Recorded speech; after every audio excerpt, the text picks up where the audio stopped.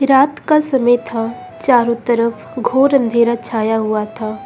केवल एक ही कमरा प्रकाशित था। वहाँ पे 4 मोमबत्तियाँ जल रही थी।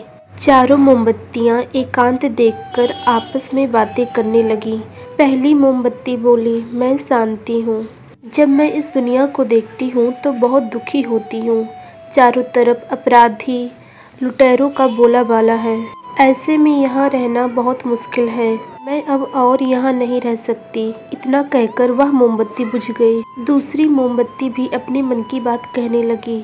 वह बोली, मैं विश्वास हूँ और मुझे लगता है कि झूठ, धोखा, बेईमानी मेरा वजूद खत्म करते जा रहे हैं। ये जगह अब मेरे लायक नहीं है। मैं भी जा रही हूँ।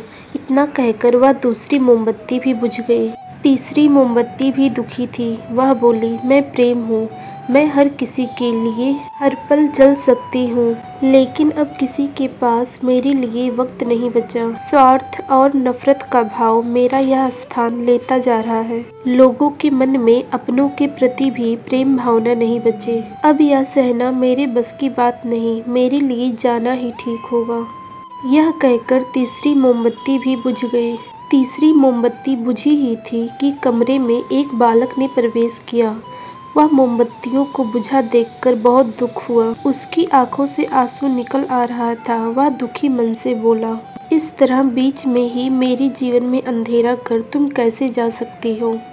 तुम्हें तो अंत तक जलना था, लेकिन तुमने मेरा साथ छोड़ दिया। अब मैं क्या करूं? बालक की बात सुनकर चौथी मोमबत्ती बोली, घबराओ मत, मैं आशा हूँ और मैं तुम्हारे साथ हूँ।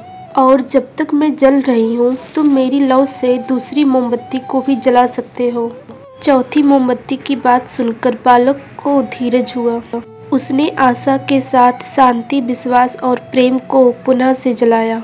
इस कहानी से हमें यह सीख मिलती है कि जीवन में समय हमेशा एक जैसा नहीं रहता।